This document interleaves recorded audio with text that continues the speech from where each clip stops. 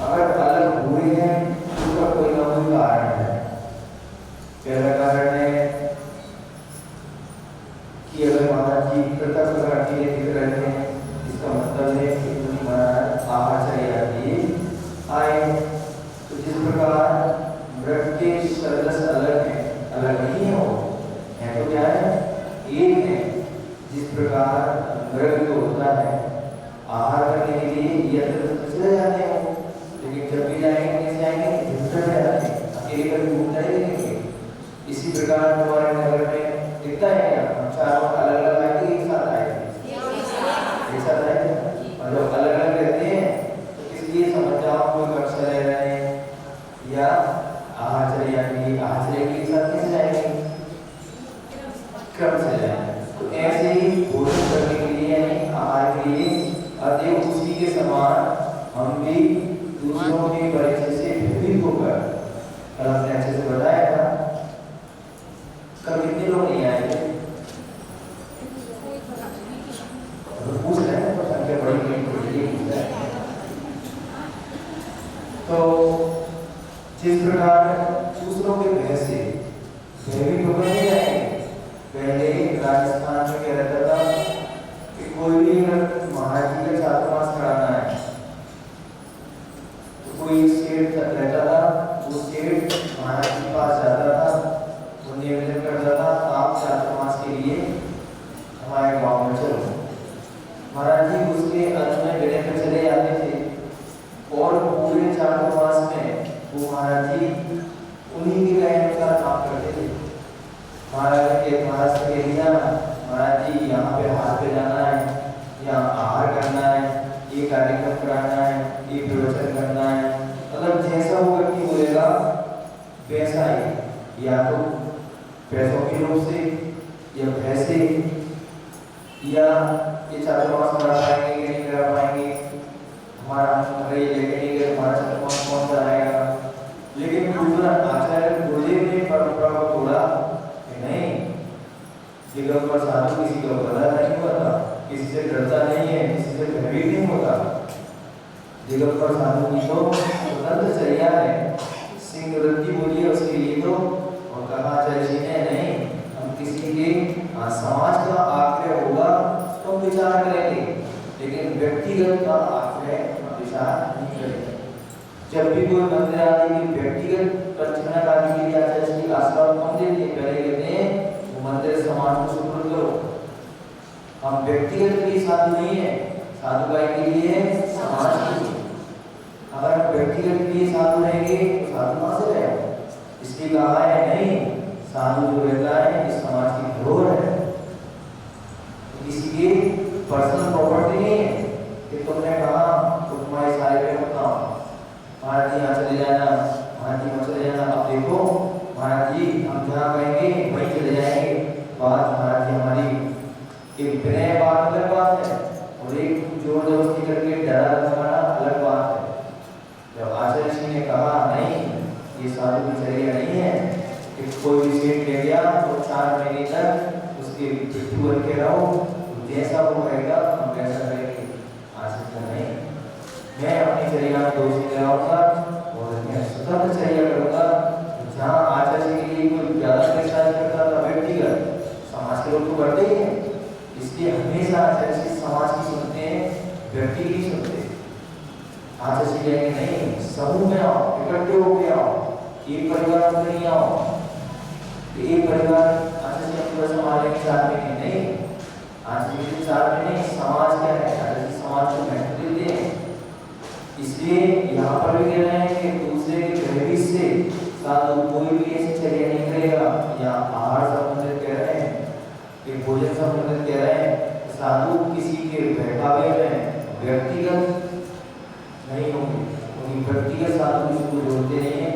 कोई व्यक्ति अगर जुड़ भी गया है, यदि आप तो जोड़ते तो किसी को नहीं है, जुड़ जाते हैं, किसी को जुड़ा है कौन को जुड़ेगा, दुकान है तो मान लेंगे थोड़े हो सही और जब थोड़े बनाए, चलो जबरदस्ती एक बार बुला भी दिया, सस्ते में दे भी दिया, दोबारा क्या करोगे, नहीं आएगा, ये मान लेते हैं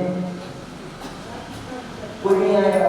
तो यहाँ पर साधु बुलाएंगे, जुड़ेंगे, प्रयास क्या करेंगे? नहीं, ये व्यक्ति मोक्ष मार्ग की ओर अग्रसर हो, धर्म से जुड़े। और लेकिन उसका मतलब ये नहीं है अब मैंने जोड़ दिया तो तुम मेरे अलावा कहीं नहीं जाओगे, नहीं बैठो, मेरे अलावा कहीं नहीं जाओगे, ऐसा साधु कभी। और अगर ऐसा करते हैं व्यक्तिगत अगर किसी को करते हैं तो वो साधु पतित है और साधु की भूमिका से वो गिर चुका है। व्यक्तिगत नहीं जुड़ेगा, जुड़ेंगे उसमें क्या बात है? धर्म के लिए जोड़ने के लिए कौन मना करता है? जोड़ना ही है, साधु नाम है। अगर पहली बार तो साधु के लिए कहा है कि वो अपने आत्म ध्यान में रहे, बाहर की दुनिया को न देखिए।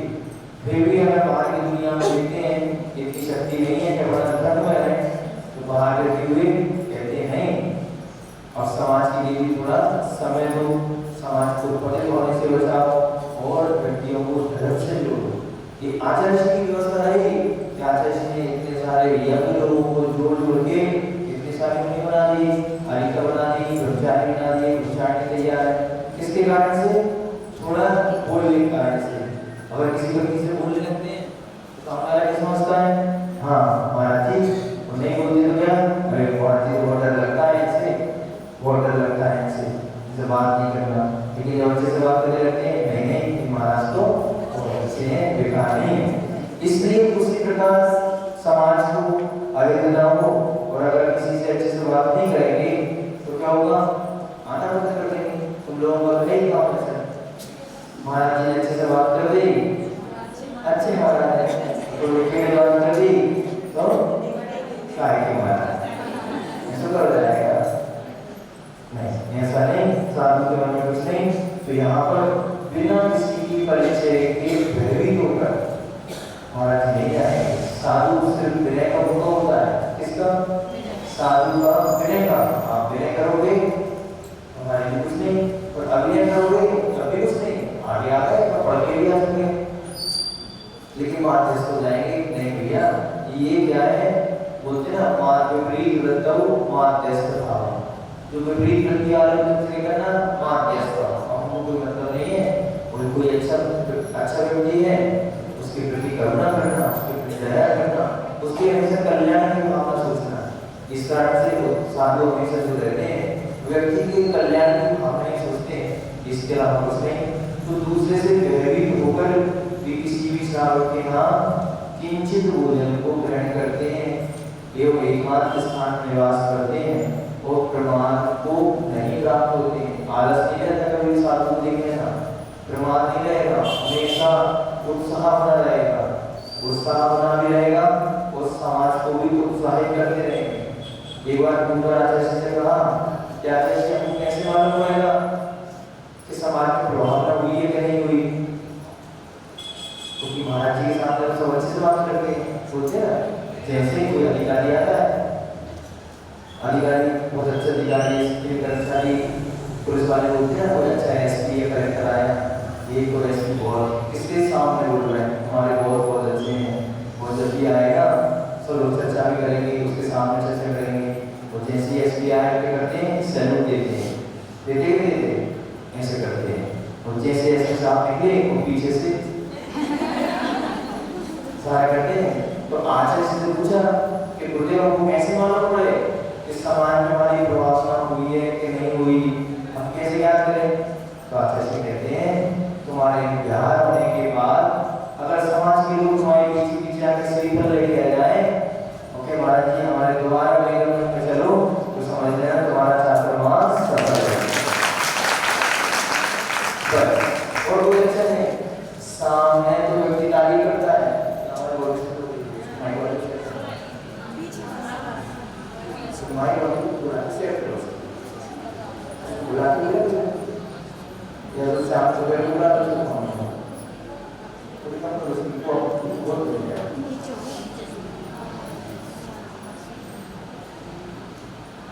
इसलिए हाँ, इसलिए अब देखेंगे हम चले गए तो सामने तो सब तारीफ करती है, पीछे तारीफ करो तो सही तारीफ है, उनके सामने तो सब तारीफ करके बहुत बुराई करता है।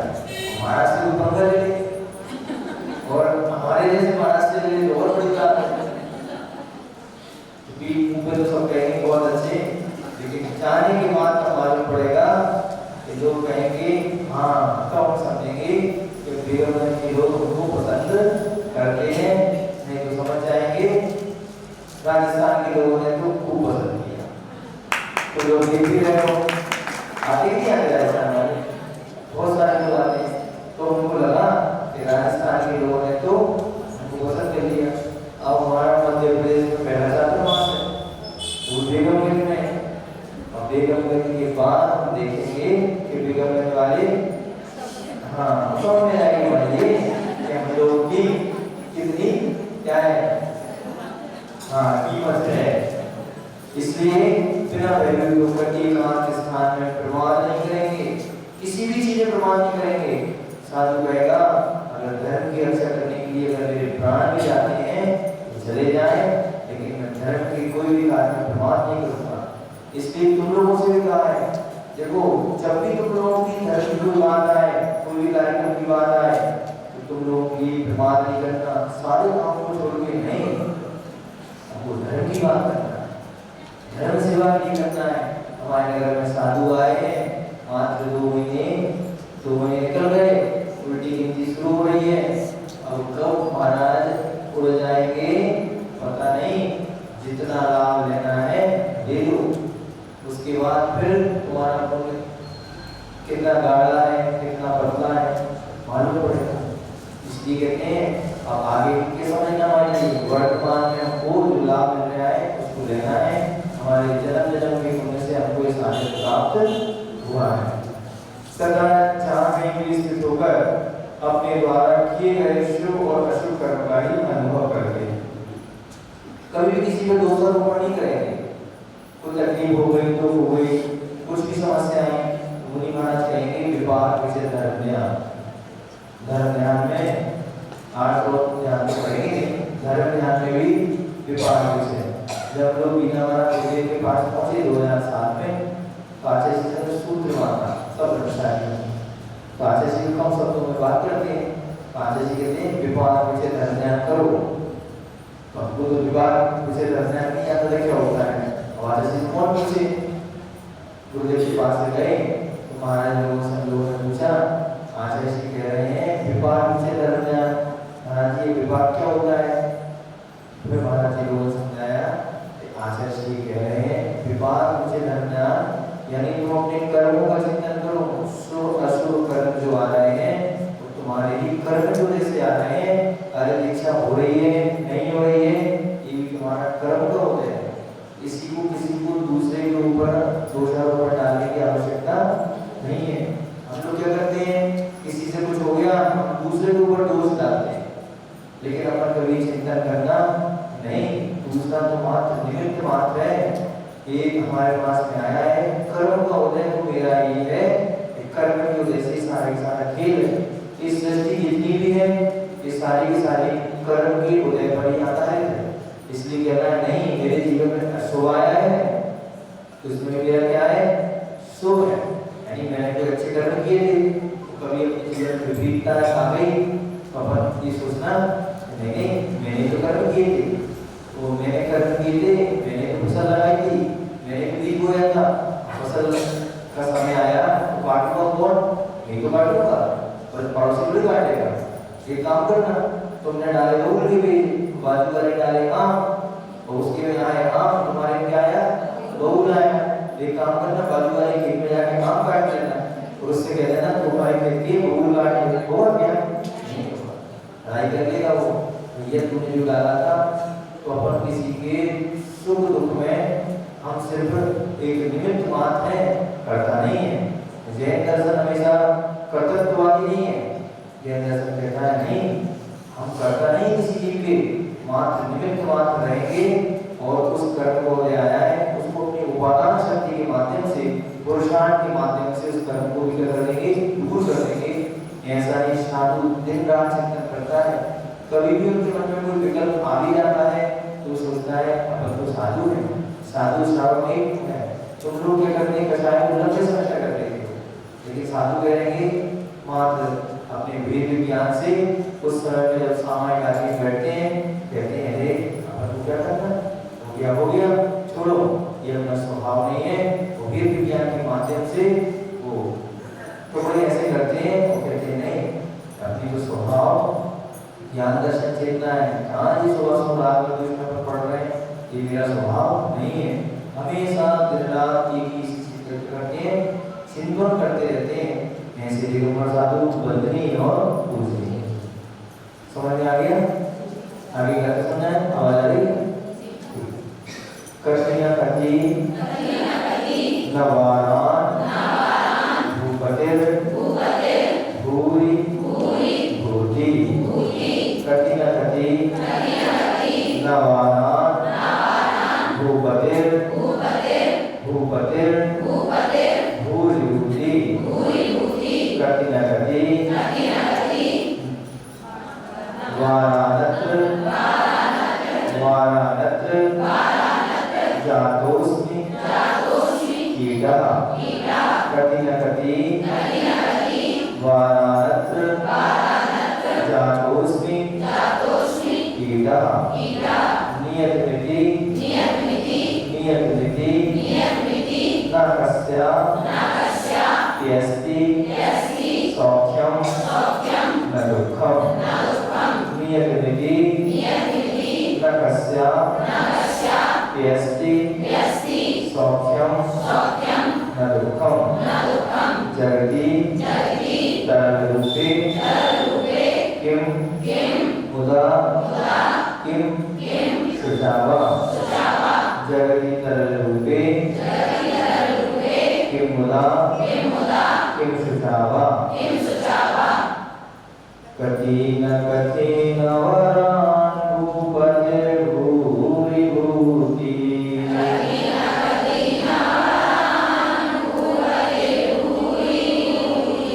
कठिन कठिन वरानत्र जातोस्मि कीटः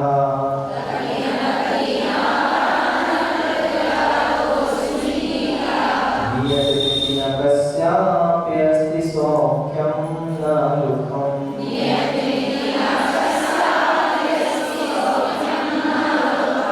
जगति तरलरूपे किं मुदा किं शुचावा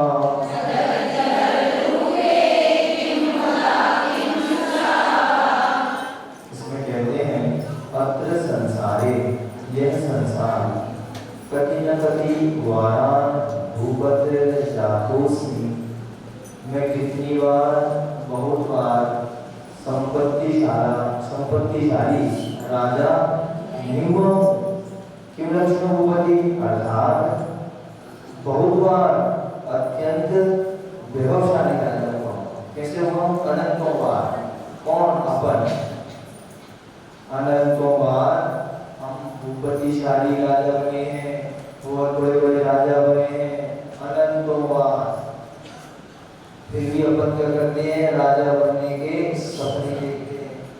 अरे जब राजा बने थे तब क्या किया? भिखारी बन गए क्यों? अनंतों बार। जिस संसार में अपन ने अनंतों बार ऐसी पर्यायों को धारण किया है अनंतों बार अपन पंचेंद्रिय बने अनंतों बार एक इंद्रिय बने अनंतों बार अपन देव बन के आ गए नरक में चले गए नारकी बन गए हर जगह और अनंतों बार अपन को गुरुओं का सानिध्य प्राप्त हुआ सच्चे देव शास्त्र अनंतों बार थे। और कई बार राजा संपत्तिशाली बड़े बड़े राजा बन के आ गए। बताओ अपन को मालूम नहीं कि बड़े बड़े राजा बन के आ चुके हैं। जैसे अर्थात बहुत बार विभवशाली राजा भी हुआ हूँ। फिर कहते हैं भूपतिर्भूति बहुलभूति अत्र संसारे कठिन गति न वारान कीटा जातोस्मि इति हेतु नियतं निश्चितं कस्यापि सौख्यं नास्ति वा दुःखं न तरलरूपे जगति चंचलरूपे संसारे मुदा हर्षेण किं वा अथवा शुचा शोकेन किं न किमपि। कहते इसके विपरीत भी कितनी बार क्षुद्र कीड़ा भी बना। क्या बनाऊं? हाँ समझना राजे बन गए तो पुराने जमाने में चले जाओ मेरा इतना बड़ा महल था मेरा ऐसा था, मेरी लाल कैसी सपने देखते रहो। ये भी तो देखो, जहाँ तुम्हारे लिए राजा बनाने की बात करी जा रही है, वहां पर कोई क्षुद्र कीड़े भी बने। हम लोग अच्छे अच्छे सपने तो देख लेते हैं, लेकिन बुरे सपने नहीं देखते। महाराज जी के पास में हमेशा शिकायत की आती है, महाराज जी आज इतना बुरा सपना आया, इतना बुरा सपना आया, आए आके बोलने लगती हो, अरे कभी तुमने अच्छे सपने बताए महाराज जी की? कभी नहीं बताया। अच्छी बात है तो महाराज जी से कोई शेयर नहीं करते, और अपने जीवन की बुरी बुरी बातें महाराज जी के पास शेयर करने चले जाते हो। कभी एक आध बार अच्छी बात भी चल जाएगा, नहीं महाराज अच्छी बात हमारी है, वो बुरी बात तो हाँ। यहाँ पर संपत्ति सारा की सारी डाला की बात कर दी। आगम में हमेशा दोनों का कारण बताएंगे, आगम में तुम्हारे लिए अच्छाई बताएंगे और बुराई। यहाँ बता रहे हैं कि तुम अनंतों बार तुम संपत्तिशाली वैभवशाली राजा बने हो, और अनंतों बार शुद्र कीड़े भी बने, लेकिन हमको याद ही नहीं कीड़े बन के आ रहे। हाँ, ऐसे ऐसे कीड़े बन के आए हैं कि जिनको तुम देखना पसंद नहीं करते, जिनको हाथ लगाना पसंद नहीं करते, तुम बन के आए, हम भी बन के आए, अपन सभी लोग बन के आए, लेकिन पूर्व पर्याय को अपन ध्यान में नहीं रखते। वर्तमान में अवधि ज्ञान नहीं है, कोई बात नहीं, लेकिन हमारी जिनवाणी माता तो है, जो जिनवाणी माता कह रही है कभी वो गलत तो नहीं कहेगी। इतना श्रद्धा हमारे लिए करना है कि जिनवाणी माता जो कह रही है वो ही अवधि ज्ञान है, और गुरु के मुख से हमको समझ में आ रहा है कि अनंतवार कीड़े बने। ओहो, इस समय तो वैराग हो जाना चाहिए हमारे लिए। पहले के जमाने में अगर एक बात सफेद आ जाता था, कांच में देखते देखते कहाँ जा रहे हो? वन में जा रहा हूँ, इस संसार को क्षणिक है, आयु क्षणिक है, शरीर क्षणिक है, देख देख के मेरा सफेद काला बाल सफेद हो गया। बादल को देखते देखते वैराग हो जाता था, बिजली के कड़कते कड़कते वैराग हो जाता था। लेकिन अब तुम्हारे पास में वैराग के इतने ज्यादा निमित्त हैं कि सफेद बाल छोड़ो, तुम सोचो वैराग ना आ जाए, इसकी काले बाल फिर कर लेंगे, टाइट लगा देते हो। क्यों? क्योंकि सफेद ना हो जाए। अरे तुम्हारे सफेद बाल से तुम इसलिए सफेद बाल करते हो, तुम्हारे वैराग की नहीं करते, तुम इसलिए सफेद बाल करते हो। अगर मेरे सफेद बाल आ गए तो सामने वाले को वैराग मुझसे हो जाएगा। काले बाल क्यों करते हो? इसलिए करते हो तुम कि सामने वाले व्यक्ति को, सामने वाला कौन समझ जाओ तुम। कोई ऐसे समझ असली बता रही है कि तुम लोग समझ गए, बेगुमान की औरत ही समझदार है, जल्दी समझ जाते हैं। तो इसलिए काले बाल करते हैं कि उसको, अरे हमारे वैराग की बात तो बहुत दूर की बात है, सामने वाले को मुझसे वैराग न जाए, इसलिए उसको सफेद बाल। ऐसे ऐसे वैराग की प्रसंग आते थे चतुर्थ काल में। तो वैरागी होता है, इसलिए छोटे छोटे से मिनट भी बहुत बड़ी शिक्षा दे जाते हैं, बहुत बड़ी शिक्षा दे जाते हैं। क्या? बस देखते से गुरुवर आचार्य गुरुदेव जब एक बुढ़ी महाराज की समाधि कराने के लिए गए, छोटी अवस्था में, घर पे ही था, बस उन्होंने आशीर्वाद दिया था। लोग चले गए हो गया, उसमें बोला उन्होंने बिठा, लेकिन बहुत बड़ा मुनि बनेगा, ऐसा बोला था उन्होंने। तो एक दिन बहुत बड़ा महापुरुष बनेगा। देखो, उन साधु के वचन कभी खाली नहीं है। महाराज ने कहा कि तू इतना बड़ा साधु बनेगा, कि महापुरुष बनेगा। महाराज आचार्य कितने बड़े महापुरुष बने, उनकी देखने में समझ में आ जाती है कौन व्यक्ति कैसा है। जब हम घर में थे, छोटे थे, तो एक महाराज हमारे यहाँ पर आए। उस समय उनका बहुत स्वास्थ्य खराब था, और उसी समय चाणक्य की गर्भवती से मूर्तियां स्फटिक होने के लिए पूरा का पूरा समाज चला गया देखने के लिए। क्यों नहीं जाएगा? देखेंगे कि बड़ी स्फटिक होने की मूर्ति पुराने जमाने में कौन से साहूकारों ने उन मूर्तियों को सुरक्षित किया था, करोड़ बनी है मूर्तियां। सारे के सारे लोग गए। वो महाराज जी एमपी में पहली बार आए थे, दिल्ली बड़े बड़े शहरों में रहते थे। उनका बहुत ज़्यादा स्वास्थ्य खराब हुआ, तो उनके साथ में हमेशा कोई ना कोई कर्मचारी साथ में रहते पैसे वाले, क्योंकि बड़े बड़े शहरों में अपने यहाँ जैसे थोड़ी इतने इतने सारे युवा वर्ग सुबह से जंगल के लिए जाते हैं, इतनी सारी बहनें भैया हार कराने जाते हैं, इतने सारे महिलाएं स्वाध्याय में प्रवचन आदि में कार्यक्रम में आती हैं। वहाँ ऐसा कुछ नहीं रहता। वहाँ तो महाराज जी का बढ़िया एक कमरा शानदार, और जिसको आना है आओ दर्शन करो, और कर्मचारियों के माध्यम से काम होते रहते हैं।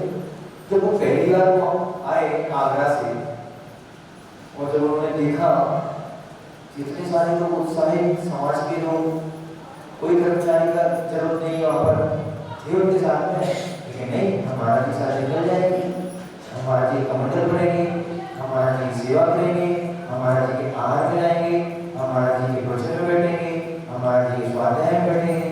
महाराज जी बहुत जरूरी। उन्होंने कहा ये आचार्य गुरुदेव की प्रभाव है, ये गुरुदेव है, इसलिए आचार्य जी बार बार गुरुदेव की तारीफ करते रहते हैं कि आचार्य जी ने गुरुदेव को कैसा बना दिया।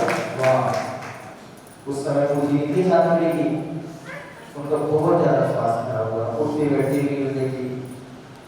हम अपने हाथ में उनको जंगल करा देते थे महाराज जी के लिए। महाराज जी ने सब चीजें देख के बड़ा आश्चर्य करते थे, पूरी सेवा उनकी, सब काम बंद करा के और महाराज जी की सेवा में तत्पर रहते थे। महाराज जी ने कहा सारे के सारे लोग जा रहे हैं, तुम भी चले जाओ। नहीं महाराज जी, मुझको मूर्ति की जरूरत नहीं, मुझको मूर्ति मान के बैठा है ना, उसकी सेवा करना है। चले जाओ, ये मौका दोबारा नहीं मिलेगा। नहीं महाराज जी, ये मौका दोबारा नहीं मिलेगा, क्योंकि मैंने स्वाध्याय करते समय, क्योंकि बचपन से घर का मन तो रहता ही था। एक बार सुना था कि वैयावृत्ति करने से तीर्थंकर प्रकृति का वध होता है, और श्री कृष्ण ने वहां एक औषधि दान किया था, इसका दान भी किया बताया था एक मुनि महाराज के लिए। तो उसने औषधि दान बताने से वो तीर्थंकर प्रकृति का वध हुआ। तो हमने कहा नहीं, मुनि महाराज की सेवा तो करना है। आदि का संगवान आया था, उन्होंने भी कहा था कि दुनिया के सारे कामों को छोड़ देना, लेकिन जब भी अगर साधु की वैयावृत्ति सेवा की बात आए तो सबसे पहले उसको चुनना, दुनिया के सारे काम छोड़ देना। ये दो तीन बातें हमारे दिमाग में थी। हमने कहा नहीं महाराज जी, मैं तो नहीं जाऊँगा। सब लोग गए, महाराज जी पूर्ण स्वस्थ हुए। स्वस्थ होने के बाद उनके प्रवचन तो बाजार में होते थे, चौराहे पर होते थे। उन्होंने उस समय प्रवचन में कहा कि मैं इस बच्चे से मैंने कई बार कहा चला जा, लेकिन नहीं गया। लेकिन मैं आज बच्चे को आशीर्वाद देता हूँ कि इसने अपने लिए अपने जीवन की सबसे धरोहर चीज, तो दुनिया के लोग हजारों किलोमीटर से देखने के लिए जा रहे थे, उस प्रतिमाओं को देखने के लिए, लेकिन इसने मेरे लिए मात्र 125 किलोमीटर दूरी, ज्यादा नहीं, 2 घंटे का रास्ता, 125 किलोमीटर दूरी में भी इसने कहा नहीं मैं नहीं जाऊँगा, क्योंकि मेरे को एक जगह पर साधु की सेवा करना है। और उसने मुझे बोला है, आज मैं उसको एक आशीर्वाद देता हूँ कि ये मूर्ति देखने की बात नहीं है, एक में सक्षम होगा कि ये मूर्ति निकालने लायक हो जाए। तो मैं सामान्य मूर्तियों के लिए देखे गए बड़े महाराज जी के साथ, तब फिर हमारे उस समय की बात याद आई।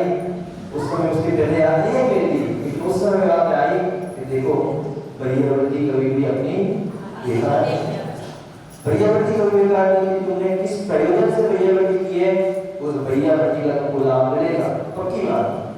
तुमने भोगों के लिए की वैयावृत्ति, मिलेंगे तुमको, चक्रवर्ती का भोग मिलेगा, चक्रवर्ती का विभव मिलेगा, राज सुख मिलेंगे, बिल्कुल मिलेंगे, इसमें कहीं कोई दो नहीं। क्योंकि भगवान की भक्ति करने से हमको निश्चय सुख और अभूत सुख दोनों सुखों की प्राप्ति होगी, पक्की बात है। अगर हमने भगवान की भक्ति की है काय के लिए, इंद्रिय सुखों के लिए, हाँ आपको मिलेगी, चक्रवर्ती का विभव मिलेगा, 96,000 रानियां मिलेगी, एक की बात नहीं है, कितनी 96,000, कोई दिक्कत नहीं। क्यों? तुमने इसके लिए किया था, उसका आपको मिलेगा। और आप कहते हैं कि नहीं मुझको परमार्थ के लिए कार्य करना है, तो तुमको परमार्थ की सेवा करोगे, तो तुम जिस तरीके से वैयावृत्ति करोगे, उस वैयावृत्ति का फल तुमको प्राप्त निश्चित होगा। तुम्हारी कई की हुई वैयावृत्ति, तुम्हारा दिया हुआ शास्त्र, तुम्हारा दिया हुआ आहार, तुम्हारा दी हुई औषधि, तुम्हारा दिया हुआ उपकरण कभी व्यर्थ नहीं आएगा। उपकरण का भी बड़ा रहस्य है, बिल्कुल तुम किस साधु को क्या चीज दे रहे हो, उनकी क्या चीज की उपयोगिता है, वो तुम्हारे जीवन में वो चीज निश्चित आएगी। तुम अपने मन से उस बात की मेरे को याद आए, मैंने कहा देखो उस महाराज के वचन लगे और अपनी वैयावृत्ति, हालांकि अपन ने कोई वैयावृत्ति का उद्देश्य नहीं था कि हमको कुछ तीर्थंकर बनना है या कुछ बनना है। एक सामान से जन्म के बचपन के संस्कार रहते हैं, वो संस्कार हमारे रहे। इसलिए तुम लोगों से भी कहते हैं कभी भी वैयावृत्ति का मौका मिल जाए, दुनिया के सारे काम को छोड़ देना, लेकिन सबसे पहले स्वीकार करना वैयावृत्ति। क्यों? हमारे लिए साधु इम्पोर्टेंट है। आज महाराज की बात हमेशा याद आती है, मैं कहता हूँ देखो आज इतने योग बने कि अपन भी तीर्थयात्राओं के दर्शन कर भी सकते हैं और करा भी सकते हैं। हम लोग जब पिछी बनाते थे घर में तो भी बहुत सारी 30-40-50 महीने सहयोग करते थे पिछी बनाते, छोटे छोटे बच्चे भी करते थे। और पिछी बनाते बनाते सब भावना बहुत अच्छी विशुद्धि से आचार्य संघ की पिछी बन रही है।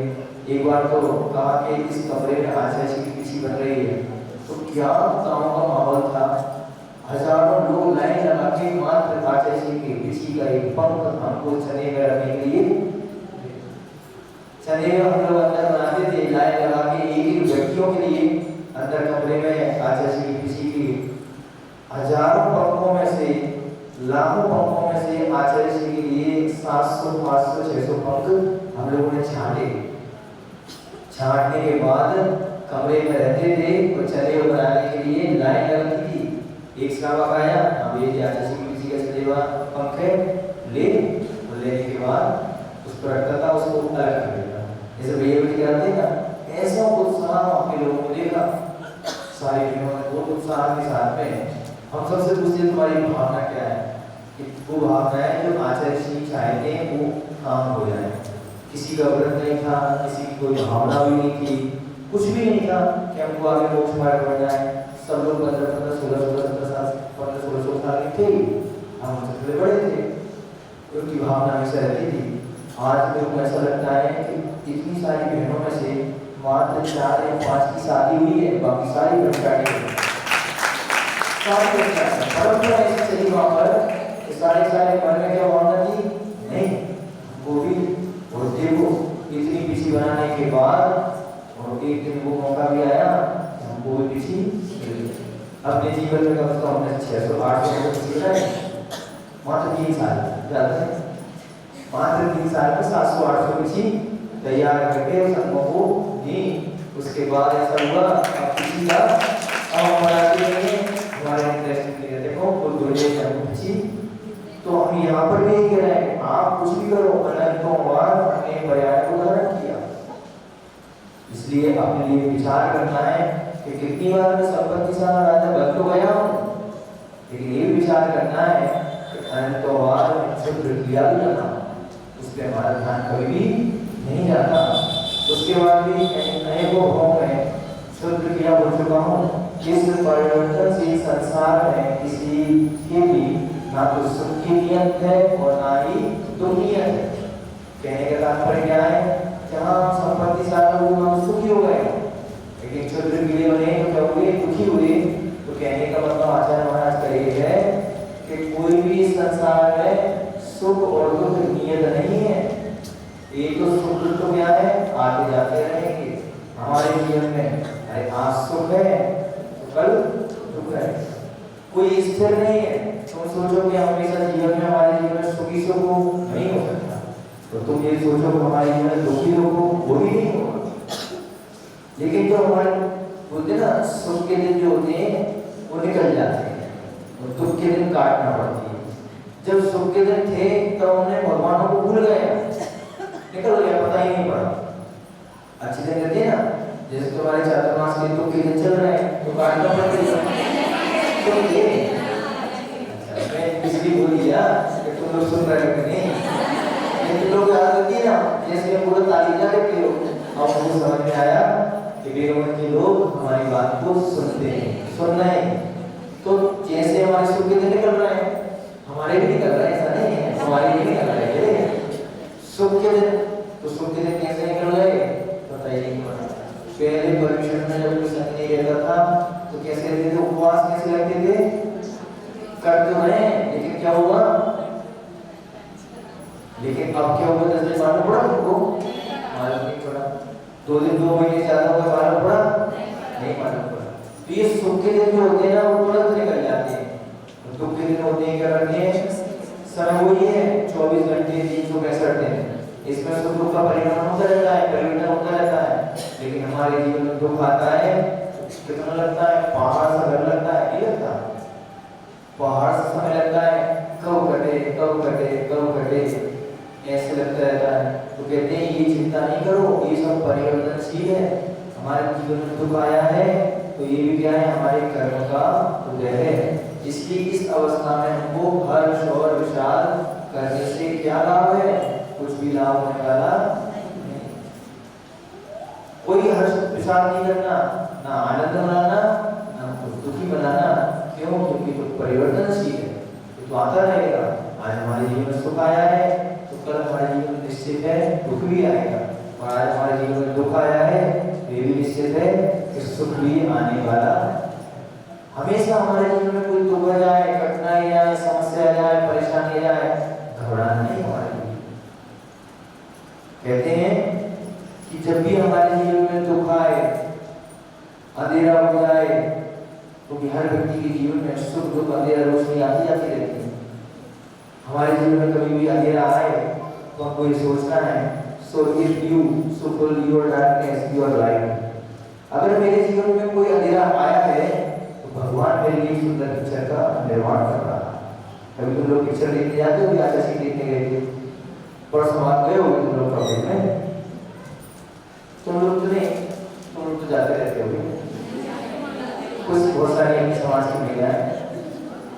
तो वहां पर क्या हुआ, जैसे कि लोग बैठे अंधेरा हो गया, हुआ जैसे ही अंधेरा हुआ तो सामने पिक्चर में स्क्रीन आने लगी कि नहीं आने लगी, अंधेरा हुआ तभी आया, बीच में इंटरवल भी होता है, इंटरवल हुआ तो क्या वो लाइट हो जाती है, ओपन हो जाती है, तो जैसे लाइट ओपन होती है स्क्रीन पे कुछ चलता तो रहता है, लेकिन देखना ये जब वो पहनती है तुम्हारी आंखी, इसमें क्या बनाया था, आज का हमको भी दिखाया, वो कह रही लाइट बंद करो, लाइट बंद करो, लाइट को बंद करो, आज दिखेगा नहीं वो।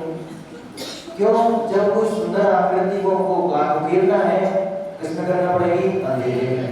So if you full your light full darkness your light नहीं हमारे जीवन में अगर अंधेरा आया है तो इस समझना भगवान हमारे लिए सुंदर पिक्चर का निर्माण कर, और कुछ नहीं है। तुम्हारे जीवन में दुख है, अंधेरा आया है तो ये निश्चित है कि भगवान हमारे लिए क्या कर रहा है, एक सुंदर पिक्चर तैयार कर रहा है, घबराने की जरूरत नहीं।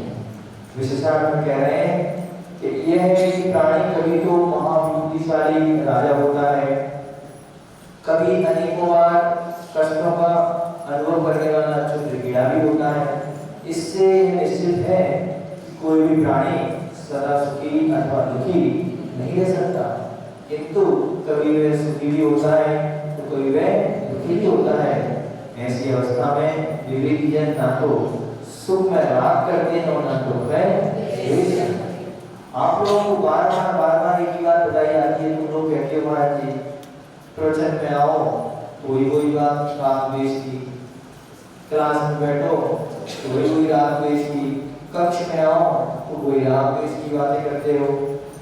जैन दर्शन में यही है कि जब तक तुम राग द्वेष का निवृत्ति नहीं करोगे, जब तक राग द्वेष नहीं छोड़ोगे, जब तक दूसरी चीज तुम्हारे अंदर द्वेष होगी। पहले कहते हैं तुम्हारे पात्र को शुद्ध करो, हमारा जो पात्र है इसमें असंयम रूपी कीड़े पड़े हुए हैं, कंकर पड़े हुए हैं। जब तक तुम्हारा पात्र शुद्ध नहीं होगा तब तक तुमको धर्म की बात प्रवेश होगी ही। धर्म की बात तुमको सोने के कपड़े पहनना है, क्या करना पड़ेगी, स्नान करके शुद्ध वस्त्रों को पहनना पड़ेगी, तब तुम्हारे शरीर सोला वाला कहलाएगा। ऐसे ही हमारी आत्मा में अगर तुम धर्म की बात को प्रवेश कराना चाहते हैं तो कहते हैं पात्र नहीं हमारा कटोरा, गाय धोने जाते हो तुम लोग तो गाय गंदे तो चले जाओ पात्र में, सोने का पात्र ले जाओ, कोई दिक्कत नहीं, लेकिन उसमें क्या करो, मट्टी डाल दो, कंकड़ डाल दो, फिटकरी डाल दो, गंदी चीज डाल दो, दूध कैसा हो जाएगा, सोने का पात्र कैसा हो जाएगा। पहले आचार्य महाराज कहते हैं तुम उस पात्र को शुद्ध करो, और जब तुम्हारा वो पात्र शुद्ध हो जाएगा तो तुम्हारे अंदर वो दूध भी, तुम्हारा आत्मा रूपी दूध भी क्या हो जाएगा, शुद्ध बना रहेगा। इसलिए आचार्य महाराज बार बार उन्हीं चीजों पर जोर क्यों देते हैं? तुमसे भी नहीं कह रहे हैं कि आचार्य महाराज हमसे भी कह रहे हैं।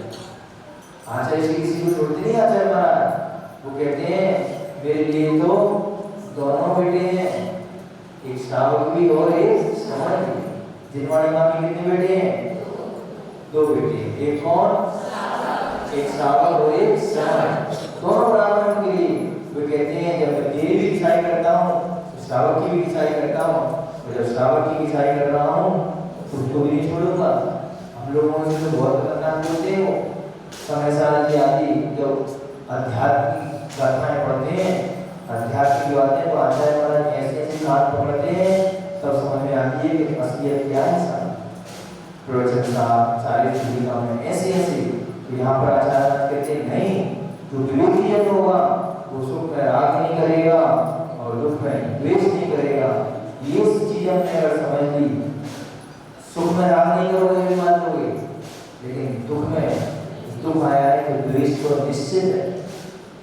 तुम्हारे जीवन में द्वेष दुख आया है, व्यक्ति स्वार्थ नहीं हमारे लिए, व्यक्ति छोड़ हमारा नहीं स्वार्थ है।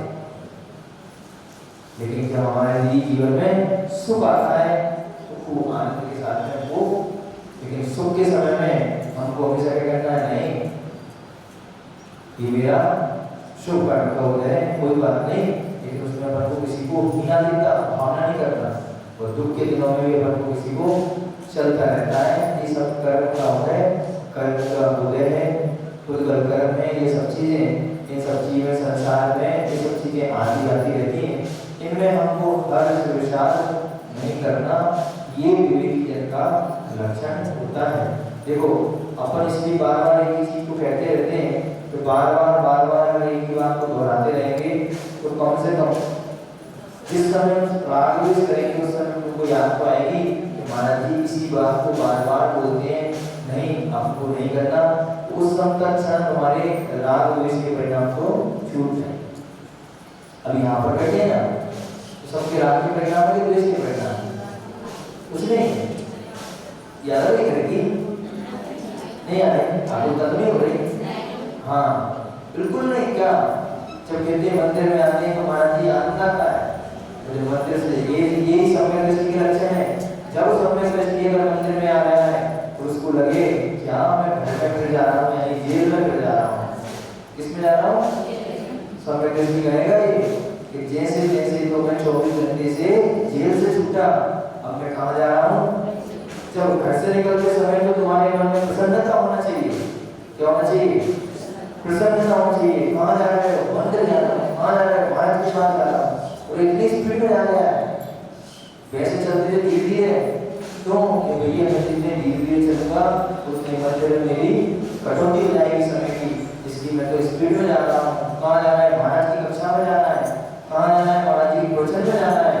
अरे जितनी जल्दी जाऊंगा उतना मेरे लिए फायदा है।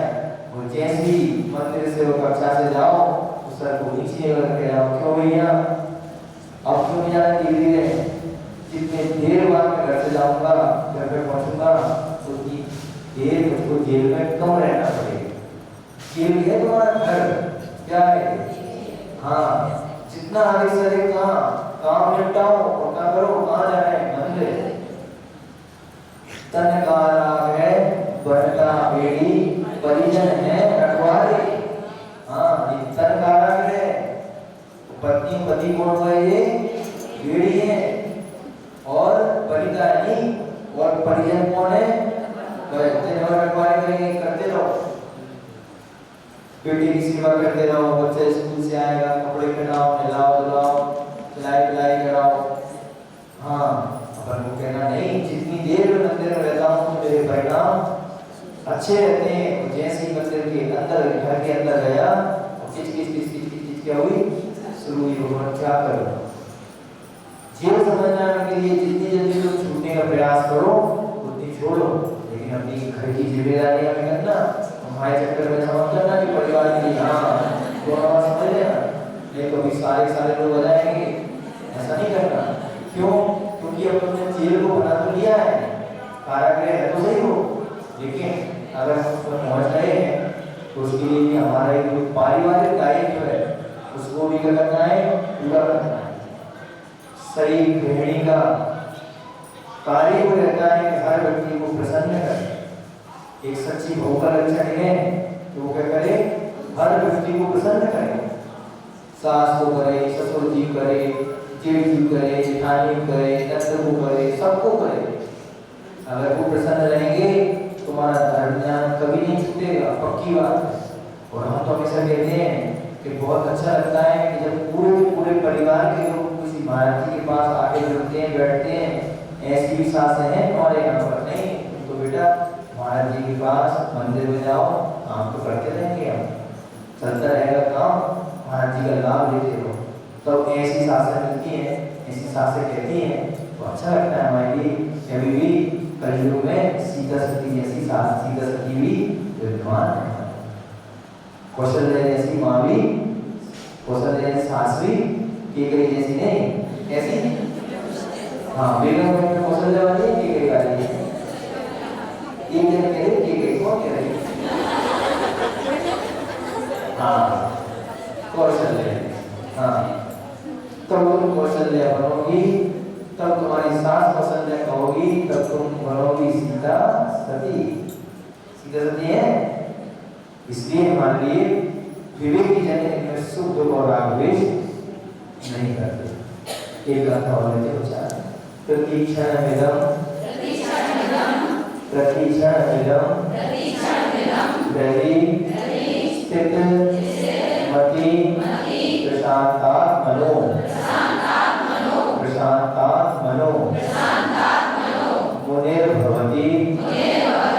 मुनिर्भवति संवरः परम शुद्धि ध्रुवम्। मुनिर्भवति संवरः परम शुद्धिर् हेतुर्ध्रुवम्। रजः खलु पुरातनम् गलति नो नवम् भोगते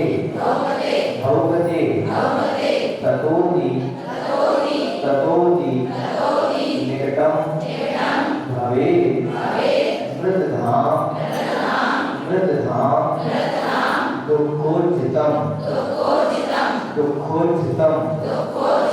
ततोति निकटं भवेत्। मृतधाम दुःखोज्झितं।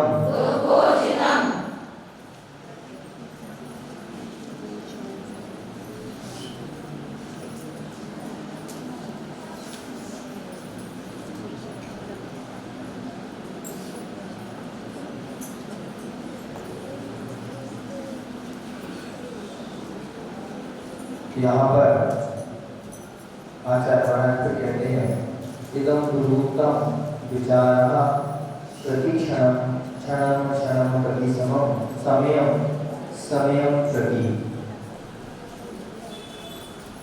अति प्रशांतात्मना मुनिः हृदि स्थितं ध्रुवं निश्चितं संवरः भवति। किं लक्षणं संवरः? परम शुद्धि हेतु परम शुद्धि कारणं संवरेण कृत्वा खलु पुरातनं रजः पापं गलति नवं पापं न भोगते न आगच्छति। तथा कारणात् अमृतधाम मोक्षपदम् अतिनिकटं भवेत्। किं लक्षणं मोक्षं दुःखोज्झितं दुःखरहितं। जिसकी आत्मा अत्यंत शांत हो चुकी है, ऐसे मुनि के हृदय में सदा ही उपयुक्त विचार स्थित रहता है। इससे उसके निश्चित ही अतिशय विशुद्धि का कारणभूत संभव होता है। यहाँ पर कहते हैं जो मुनि महाराज है जिनकी आत्मा कैसे हुई है, शांत हो चुकी है, बिल्कुल निर्मल परिणाम हो चुके हैं, उनके मन में किसी के प्रति कोई राग द्वेष की बात नहीं है, जो हमेशा दिन रात अपनी आत्मा का चिंतन करते हैं, ऐसे मुनि महाराज की बात कही जा रही है। ऐसे मुनि के हृदय में सदैव ये विचार बना रहता है कि नहीं, मुझको कुछ नहीं करना, ये मेरा स्वभाव नहीं है, राग द्वेष करना मेरा व्यवहार है, स्वभाव नहीं है। स्वभाव तो मेरा क्या है? अनंत दर्शन ज्ञान है। ये आत्मा को कोई मार नहीं सकता, इस आत्मा को कोई काट नहीं सकता, पर ये राग द्वेष के परिणाम तो व्यवहारिक हैं, ये स्वाभाविक परिणाम नहीं है। निरंतर ये मुनि महाराज ऐसा चिंतन करते रहते हैं, उनके निश्चित से अतिशय विशुद्धि का कारण संवर होता है। संवर बनने तत्वार्थ में बड़ा होगा जीव जीवाश्रम संवर, यानी कि उनके कर्म का रुक जाना। नाम से करके उन्होंने छेड़ा विज्ञान से, नहीं अब मेरा ये स्वभाव, अब मैं कर्म नहीं मारूंगा। असंख्याकों बार अनंतों बार मुनि बन गया हूँ, फिर भी संसार में घूम रहा हूँ, इस संसार के परिपूर्ण में घूम रहा हूँ, और बार बार यही करता रहूंगा क्या? अरे राग द्वेष के चक्कर में तो मेरा जन्म मरण बार बार होता रहता है। नहीं नहीं, जब ये चिंतन करते हैं तो उनके अंदर जो एक विशुद्धि होती है, विशुद्धि उत्पन्न होती है, उस विशुद्धि के कारण वो उनके जो कर्म है वो क्या हो जाते हैं? रुक जाते हैं। और जैसे कर्मों का रुकना हुआ, कहते हैं इससे नियम था पूर्ण कर्म की निर्जरा भी होती है। बस जैसे ही उन्होंने गाँव में डांट लगा दी, कर्मों के आने के लिए कर्मों का द्वार रोक दिया, संवर कर दिया, उसी समय क्या होगा? अब वो निर्जरा करना शुरू कर देंगे। ये विज्ञान के कारण से वो निर्जरा करना शुरू करते रहते। ऐसी देखो कैसी परिणति रहती होगी। एक समय तो व्यक्ति विख्यात अवस्था में है और ऐसी वो श्रेणी निर्जरा करता है कि ऐसे ही के पहुंचता है और वो चला जाता है। बताओ कैसे श्री मुनि महाराज जो उनको एक कक्षा का ज्ञान भी नहीं था, और गुरु महाराज से कहा कि शिव बुद्धि मुनि महाराज के लिए केवल ज्ञान हो गया है, तो गुरु महाराज कहते हैं अरे उसको केवल ज्ञान कैसे होगा? उसको तो नमो पार्वती भी ठीक से नहीं आता। बताओ कैसे होगा? उनकी विशुद्धि कितनी उत्कृष्ट भी होगी उस समय। कभी कभी आप लोग भी कहते हो ना, उन लोगों की विशुद्धि भी उत्कृष्ट हो जाती है। हम कहते हैं ना भगवान के पास में अपन जाते हैं भक्ति करने, पूजन करने, अभिषेक करने, तो भगवान को देते थोड़ी ना हमारे लिए, देंगे नहीं तुम्हारे लिए। हमारे जैन भगवान किसी को कुछ नहीं देते, वो तो क्या है? निकम्मा। तो बोलते हैं अपने बच्चे के लिए ये तो निकम्मा है।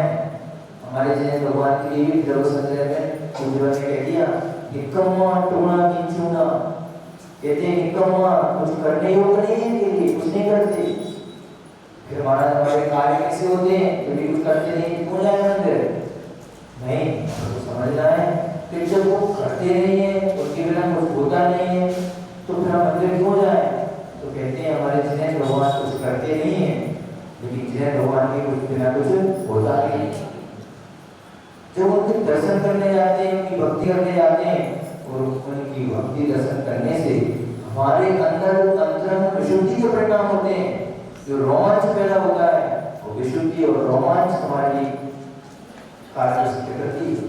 भगवान नहीं कर रहे हैं, उसकी विशुद्धि तुम्हारे अंदर पैदा हो रही है उनके दर्शन करने से। वो दर्शन करने से तुम्हारे कार्य सिद्ध हो रहे हैं। भगवान तो वही है, एक में जाके पाप कमा लिया और एक में जाके पुण्य कमा लिया। क्यों? उसने विशुद्धि ऐसी बढ़ाई तो विशुद्धि बढ़ने से उसका कार्य सिद्ध हो गया, और एक ने ऐसा किया वहां जाके भगवान वही है। ना भगवान किसी को पाप देते हैं, ना भगवान किसी को पुण्य देते हैं। इसलिए अपन को समझना है, कल उसको विस्तार से अपन समझाने का प्रयास करें। ऐसे ठीक है? अरे तो को क्या थोड़ी इसकी कक्षा में है कार्य ना करता नहीं। आप देखो इसको बंद कर दो, नया एडमिशन बनाई बिल्कुल नहीं।